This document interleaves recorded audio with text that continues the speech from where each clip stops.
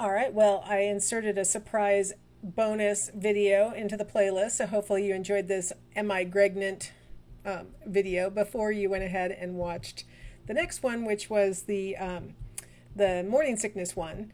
Um, so with the morning sickness video, the idea that people are starting to explore these days is that perhaps morning sickness is protective. That maybe the reason why it happens is to prevent women from eating foods that might be harmful or from going too long without eating, those kinds of things. That it might actually be adaptive to experience morning sickness.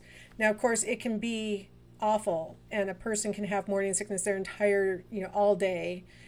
Usually it wanes by the end of the first trimester, but it can persist all the way through pregnancy. And so it can be really debilitating.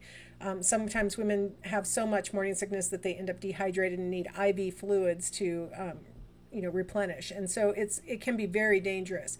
But in its, most common typical form, it might be somehow adaptive for women to experience morning sickness. All right, let's go ahead and talk about something else that might happen in the first trimester, which is miscarriage.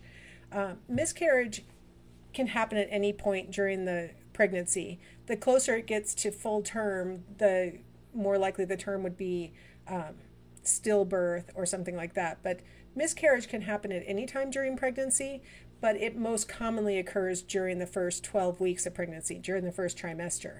And there are a few reasons why miscarriages tend to happen. The first one is biological, and the most common cause of first trimester miscarriages is chromosomal abnormalities. There are too many chromosomes at a particular level, or there's something missing, or something like that. That is the number one most frequent cause of miscarriage. The next most common cause would be hormonal problems, where mom is not producing enough progesterone to preserve the pregnancy. And so if a woman has a miscarriage because of that, future pregnancies may be protected by adding more progesterone so that miscarriage is less likely. Other hormonal problems may relate to the thyroid gland. If mom's thyroid gland is malfunctioning, that can trigger miscarriage as well. So again, if that is treated, then a lot of times that removes the risk of future miscarriages.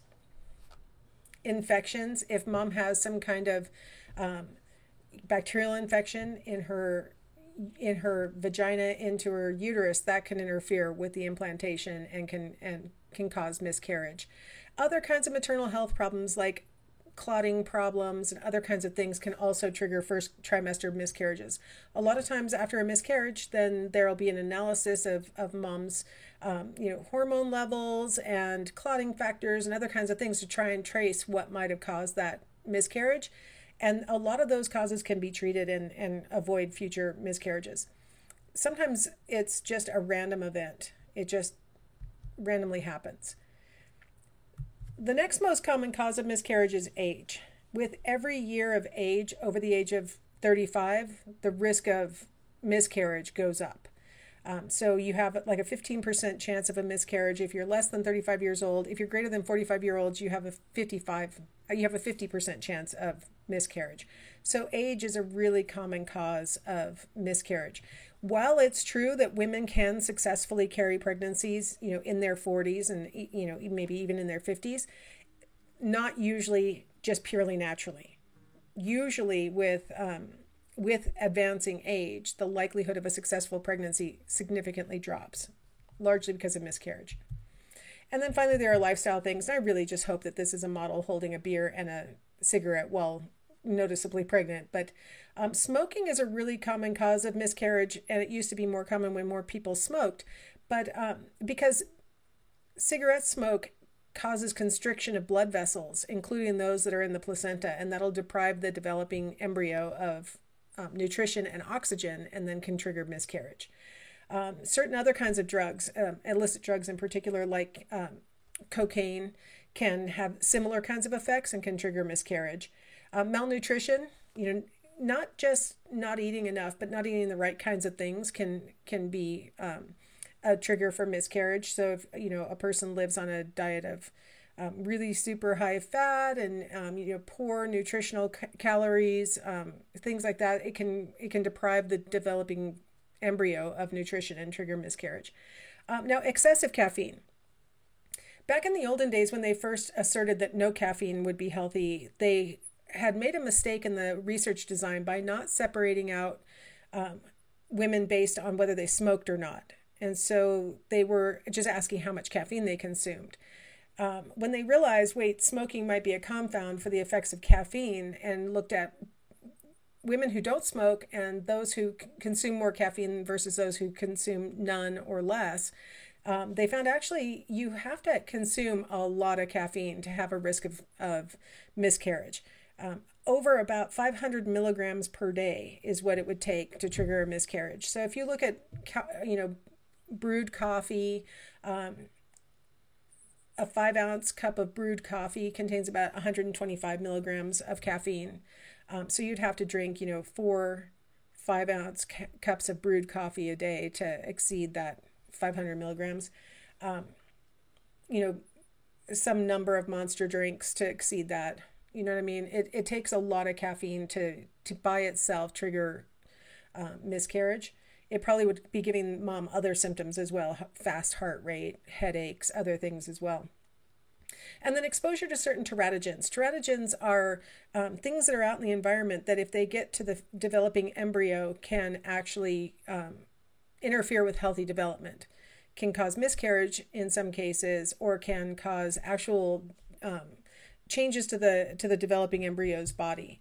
So let's talk a little bit about those. So teratogens, I can't seem to get my slide to advance. There it goes. Oh, it was just being slow apparently.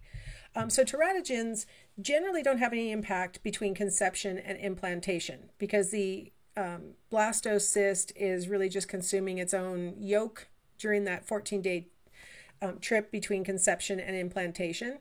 So the first 2 weeks, it's really, there's no way for teratogens really to interfere with the developing blastocyst.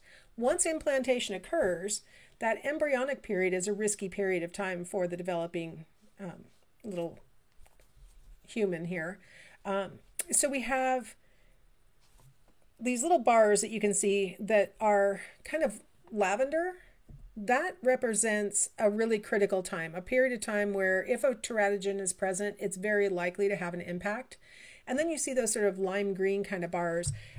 That is where there might be an impact if the teratogen is present. So it may or may not have an impact. So we're going to really focus on those purple bars where we have, the higher rates of affecting the developing embryo. So you'll notice at the top row, it's referring to the development of the brain and the spinal cord. And so early on after implantation is when the spinal cord develops and then the vertebra that surround the spinal cord develop. So during that first few weeks after implantation, you have a high risk of neural tube defects. And there are certain teratogens that can make that worse, certain kinds of things out in the environment. There are actually some that are protective, that are not teratogens, but are actually beneficial, like to avoid neural tube defects, consuming adequate B vitamins can help to offset that. Specifically the one that they call folic acid. It's present in like spinach and beans and things like that. And also you can take supplements. You'll notice that a little farther on in that purple bar, it says mental retardation, and they're referring to there the idea that as the brain is further developing, certain teratogens can actually impact how the neurons are migrating to their ultimate destination. And so if you're exposed, for example, to radiation during a critical period, you can end up with your cerebral cortex not being arranged correctly. And so you can end up with lower IQ. Radiation is one trigger. Alcohol is another trigger, another teratogen that can cause that kind of problem. They kind of have a similar effect on the developing brain, but with radiation, it causes the neurons to migrate past where they should have gone. And with alcohol, it seems to cause the neurons to stop short of where they were supposed to go. But either way, you end up with a cortex that's not designed correctly. The next row is talking about the development of the heart, and there are things that can cause the heart to, for example, end up outside of the chest cavity, ventricles that aren't fully formed, valves that are deformed, things like that. Some of those teratogens are in the form of like viruses. Some of them are exposures to toxins. Now we get to the next two levels, and that's limbs. One of the most known or famous teratogens that affect limbs is thalidomide. Thalidomide was a chemical that was developed in the 1960s that was being used as an anti-nausea drug, and they realized, hey, we can give it to women who are experiencing morning sickness in the early part of their pregnancy. So it first got approval in Europe, and they were administering the drug there.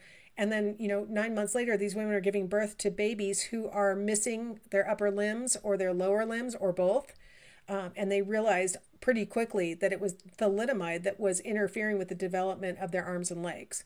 And so it never got approved in the US, thank goodness, but there were women who were in their early stages of pregnancy and were visiting Europe, got prescribed that, came home and had babies with these effects. Thalidomide is currently on the market only for treatment of cancers and HIV, where wasting is a real problem, but you have to be really clear that this person's not pregnant because it will have these limb effects.